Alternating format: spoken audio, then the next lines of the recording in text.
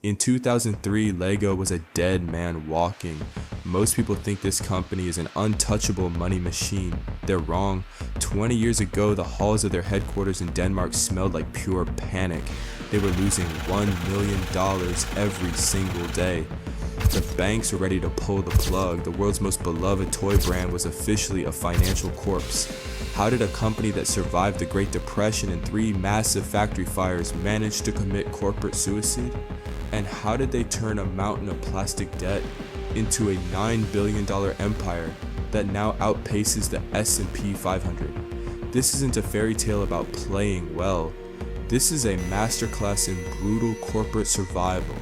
Today, we're looking at how Lego built a monopoly, almost erased itself from history, and then rose from the ashes to conquer the world.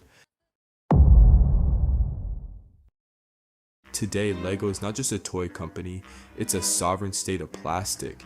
Every single second, 7 Lego sets are sold somewhere on the planet. During the Christmas season, that number jumps to almost 30 sets per second. We are talking about a scale of manufacturing that rivals the biggest industrial titans in history. Since they started, Lego has produced over 1 trillion bricks. If you divided them up, every person on Earth would own at least 120 pieces. But the most insane statistic isn't the bricks, it's the tires. Lego produces over 300 million tiny rubber tires every year. That's more than Michelin, Goodyear, or Bridgestone. Technically, this toy company is the world's largest tire manufacturer. But their dominance goes beyond the toy aisle. Lego has successfully infiltrated every corner of modern culture. They have transformed from a simple building block into a premium lifestyle brand. Adults, known as AFOLs, adult fans of Lego, spend tens of thousands of dollars on retired sets, treating them like a legitimate asset class. In fact, a study from the Higher School of Economics found that between 1987 and 2015, retired Lego sets yielded an average return of 11% per year, outperforming gold, stocks, and big-name bonds. They've built an empire that exists in our movies, our video games, and our investment portfolios.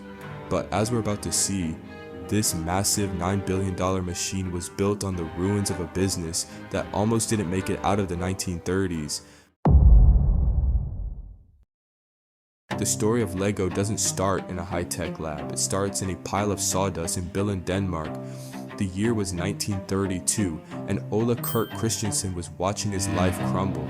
He was a master carpenter who prided himself on building houses that could withstand the brutal Danish winters. But the Great Depression didn't care about his skills. Orders vanished. The banks were calling. And then tragedy hit home.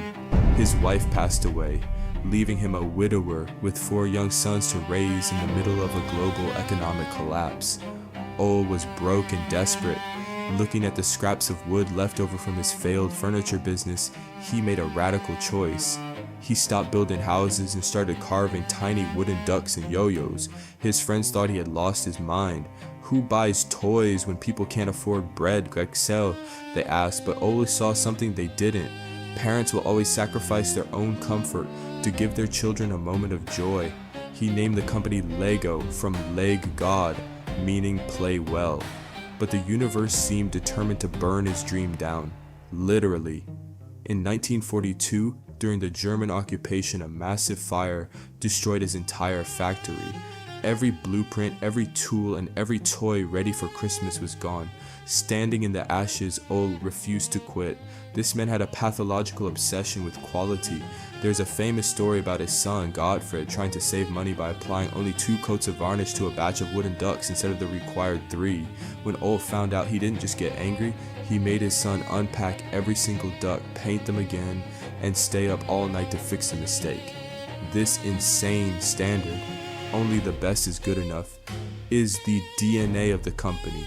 It's what allowed them to survive the war and eventually take a massive gamble on a new unproven material, plastic. In 1947, Ole made the biggest bet of his life. He saw a plastic injection molding machine at a trade show in London. It cost 30,000 Danish krone at a time when the company's entire profit for a good year was barely more than that. He bought it anyway, bringing the first machine of its kind to Denmark. At first, it was a disaster. Plastic was seen as cheap, fake garbage compared to traditional wood.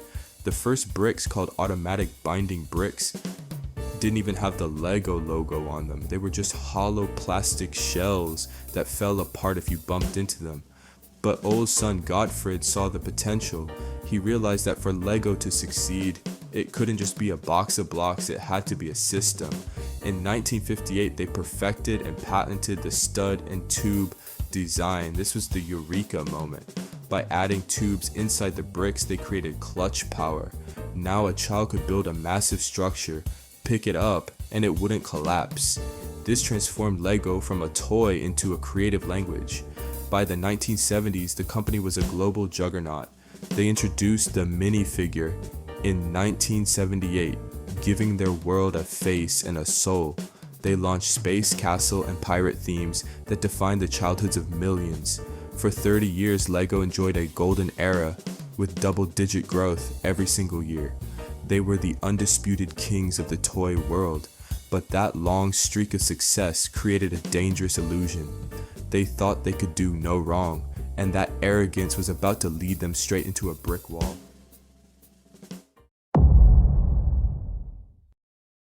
By the late 1990s, the brick was under attack. The original PlayStation had arrived, the internet was becoming a household staple, and kids were trading their plastic blocks for digital screens.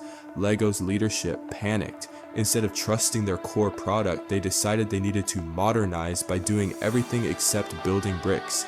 They launched Lego branded jewelry, they started a clothing line, they tried to build their own video game studio from scratch. They even poured millions into a disastrous line of action figures called Galidor, which looked more like cheap Power Rangers knockoffs than Lego. Behind the scenes, the company's internal operations were a chaotic mess. Designers were given unlimited creative freedom with zero financial oversight. At one point, the number of unique Lego pieces exploded from 6,000 to over 12,400. Every new set required dozens of specialized one-off plastic molds that cost tens of thousands of dollars to produce. The math simply didn't work. Lego was selling complex sets for $99 that cost them $110 just to manufacture and ship. They were literally losing money on their own success. By 2003, the company was bleeding $1 million every single day. Their debt skyrocketed to nearly $800 million. The internal culture was toxic. The warehouses were filled with junk parts that didn't fit together, and the banks were weeks away from seizing the keys to the factory. Lego wasn't just in a slump, it was on the verge of total extinction.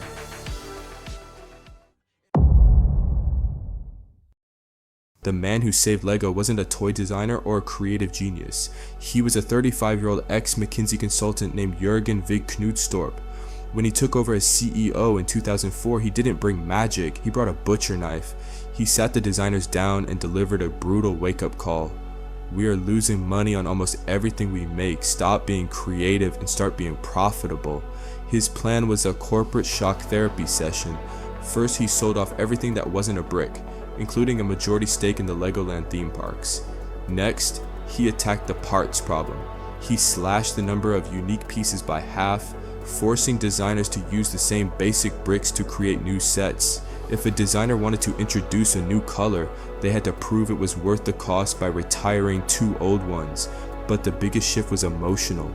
Jürgen realized that Lego's greatest strength wasn't just the toy, it was the community.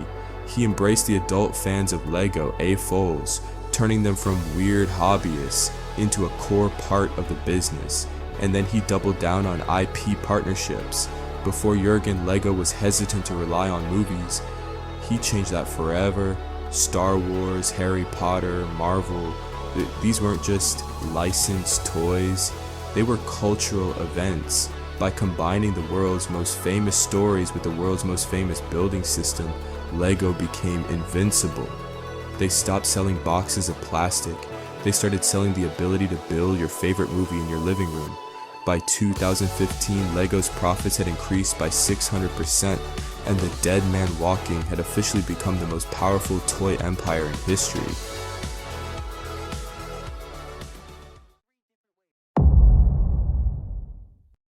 The near death of Lego serves as a warning for every business and creator on the planet.